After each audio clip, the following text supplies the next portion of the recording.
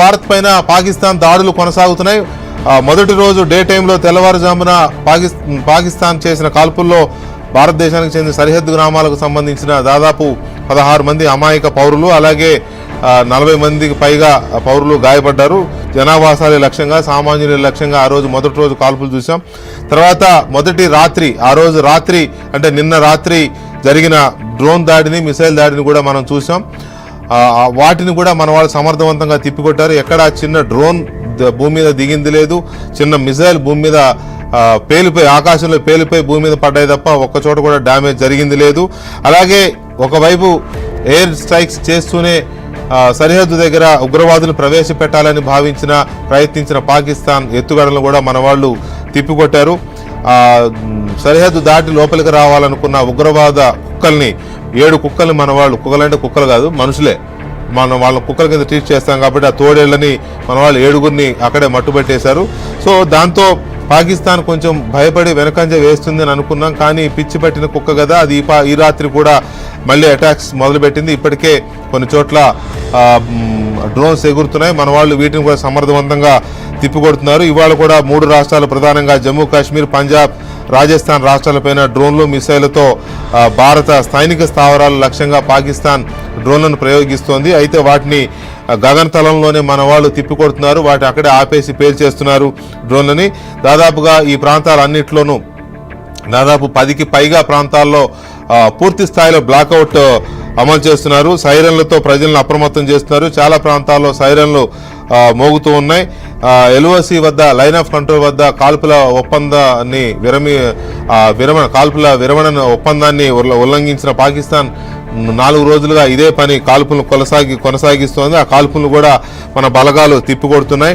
Drone దాడుల కోసం పాకిస్తాన్ విఫలయత్నం చేస్తోంది, ప్రత్యేకించి జమ్మూలో.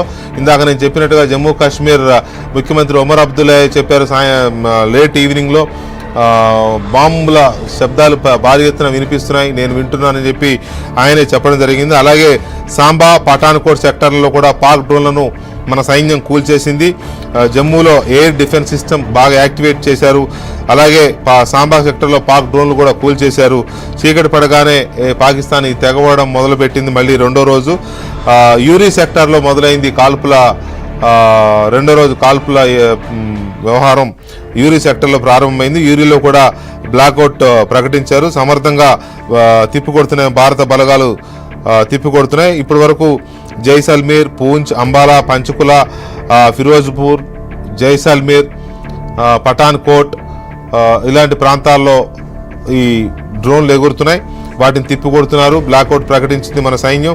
సో దీని మీద మనతో చర్చలో మనకు అప్డేట్స్ ఇవ్వడానికి మా ఢిల్లీ బ్యూరో చీఫ్ కృష్ణతో పాటుగా ఇన్పుట్ ఇన్ఛార్జ్ శ్రీహరి కూడా లైవ్లో ఉన్నారు. ఒకసారి శ్రీహరితో మాట్లాడదాం.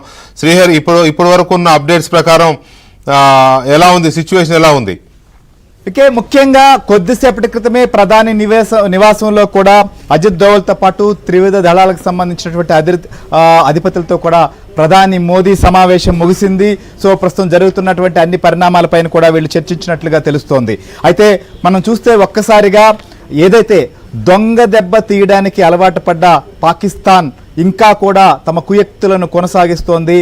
రెండో రోజు కూడా చీకట పడగానే డ్రోన్లు, అలానే అక్కడక్కడ మనం చూసాం ఏదైతే డ్రోన్ల ద్వారా దాడి చేసేటువంటి ప్రయత్నం చేస్తున్నారు. సో సామాన్య ప్రజలు లక్ష్యంగా జనావాసాల మీద కూడా వీటిని విడిచేందుకు కుట్ర పన్నారు. అయితే ఎక్కడికక్కడ వాటిని తిప్పికొడుతున్నటువంటి పరిస్థితి మనం కనిపిస్తున్నాం.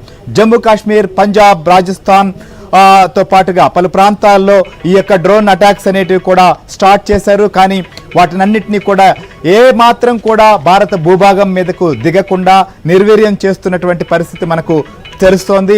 సో ఈ నేపథ్యంలో మనం చూస్తే ఒక్కసారిగా బ్లాక్అవుట్ అనేది కూడా కొనసాగిస్తున్నారు. బ్లాక్అవుట్ అనేది ముఖ్యంగా మనం చూస్తే ఇప్పటి వరకు కూడా గతంలో ఎప్పుడో 5 దశాబ్దాల క్రితం చూసాం, మళ్ళీ కూడా 2 రోజుల నుంచి బ్లాక్అవుట్ అనేది కంటిన్యూ అవుతోంది. ఈ బ్లాక్అవుట్ సంబంధించినటువంటి విషయంలో కూడా రాష్ట్ర ప్రభుత్వాలతో కోర్టు